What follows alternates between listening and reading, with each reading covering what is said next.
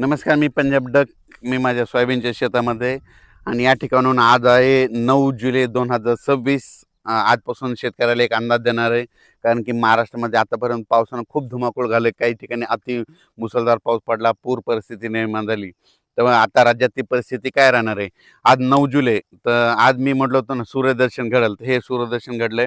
आणि राज्यात मात्र आता आणखीन उद्याचे दिवस फक्त विखुरलेल्या स्वरूपाचं नाशिक जिल्हा आणि उत्तर महाराष्ट्राकडे नंदुरबार, धुळे, जळगाव तिकडं तुरळक ठिकाणी आज पाऊस पडणार आहे म्हणून हे अंदाज लक्षात यायचा.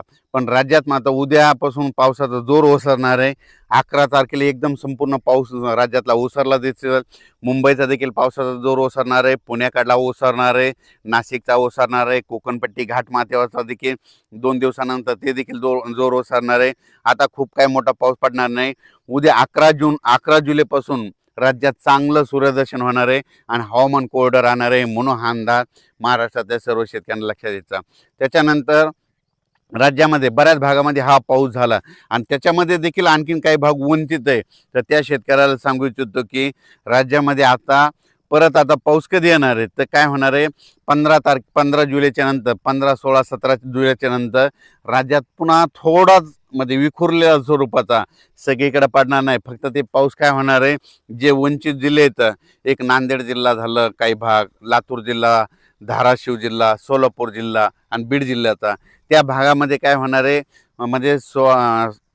15, 16, 17 जुलैच्या दरम्यान तुरळक ठिकाणी भाग बदलत त्या 2-3 जिल्ह्यामध्ये एक पावसाची हजेरी असणार आहे म्हणून हा अंदाज लक्षायचा.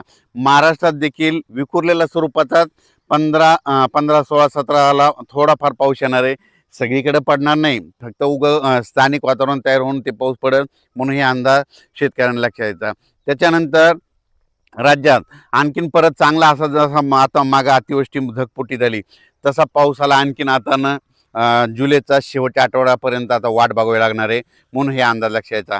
आता ज्यांच्याकडं सोयाबीन असेल तर त्यांनी काय करायचं, आता जमिनीमध्ये ओल भरपूर आहे, 10-12 दिवस झाले असेल तर तुम्ही तुमचं तणनाशक फवारू शकता, कीटकनाशकाच्या फवारणी करू शकता, डवरणी वखरणी करू शकता म्हणून शेतीची कामे करून घ्यावी. पण राज्यात मात्र आता मुंबईकरांना आता या पावसापासून सुटका भेटणार आहे. तिकडं देखील उद्यापासून एकदम हवामान कोरडं होणार आहे म्हणून मुंबईकरांसाठी आनंदाची बातमी, नाशिक जिल्ह्यासाठी आनंदाची बातमी, पुणे जिल्हा, घाटमाथा, कोल्हापूर जिल्हा तिकडे देखील आता परत पूर काय वाढणार नाही म्हणून त्यांच्यासाठी देखील आनंदाची बातमी. हे जे लो प्रेशर होतं, हे लो प्रेशर गुजरातकडे जाणार आहे. गुजरातमधून काय होणार आहे, इंदोर मध्य प्रदेशकडे जाणार आहे. मध्य प्रदेशकडून काय होणार आहे, उत्तर प्रदेशकडे जाणार आहे. उत्तर प्रदेशकडून इकडं नेपाळ ह्या तिकडं जाईल आणि तिकडं स्थिरावं. पण त्याला स्थिरावायला आणखीन 4 दिवस लागतात. मग जवळपास 12 तारखेला जोपर्यंत शांत होत नाही तोपर्यंत आपल्या इकडं महाराष्ट्रामध्ये जवळपास 12 तारखेपर्यंत आता उद्यापासून आजपासून चांगलं वारं सुरुवात होईल आणि ते शांत होऊस तर परत पुन्हा काही आता एखादी प्रणाली तयार होत नाही म्हणून हे अंदाज लक्षात द्यायचा. आता राज्यात मात्र उद्या 11 तारखेपासून सगळीकडं चांगलं हवामान कोरडं राहणार आहे म्हणून हे अंदाज लक्षात द्यायचा. फक्त 15, 16, 17च्या दरम्यान परत एकदा पावसाळी वातावरण तयार होईल, पण तो इतका पाऊस असा जोराचा पडणार नाही. फक्त तुरळक भागातच विखुरलेल्या स्वरूपाचा ते असणार आहे म्हणून हे अंदाज लक्षात द्यायचा. चांगल्या पावसासाठी जुलैच्या शेवटच्या आठवड्यापर्यंत वाट पाहावी लागणार आहे म्हणून हे अंदाज देखील सर्व शेतकऱ्यांनी लक्षात घ्यावा. सोशल मीडियातून काय व्हायला थोडे अफवा पसरत आहेत की परत आता पाऊस येणार नाही. शेतकऱ्यांना घाबरू नका, पाऊस येणार आहे. जुलैच्या शेवटच्या आठवड्यात देखील असाच एकदम आता जसा पाऊस आला ते चांगला पाऊस येणार आहे. पण तुम्हाला एक सांगू इच्छितो, 15, 16, 17च्या दरम्यान देखील थोडाफार पाऊस असणार आहे म्हणून शेतकऱ्यांनी तुम्ही काय करा, आपण आपले शेतीचे कामे करून घ्या, तणनाशक मारून घ्या, कीटकनाशक मारून घ्या.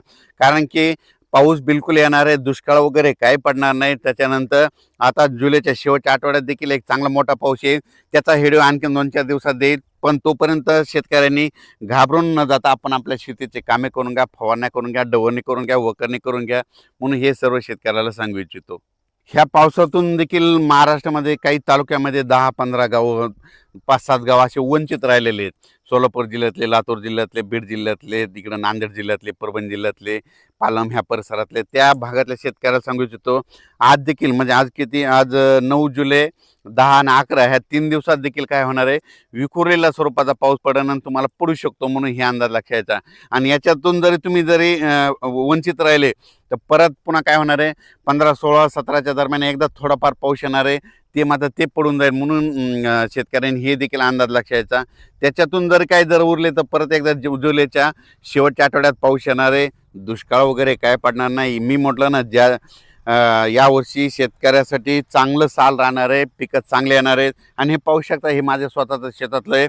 अचानक हे म्हणजे 30 जूनची पेरणी केलेली, अचानक कंप्लीट 10 दिवसाचं सोयाबीन आहे. आणि असंच पीक आहे सगळ्या शेतकऱ्याचं आमच्या भागातले, म्हणून हे लक्षात घ्यायचं.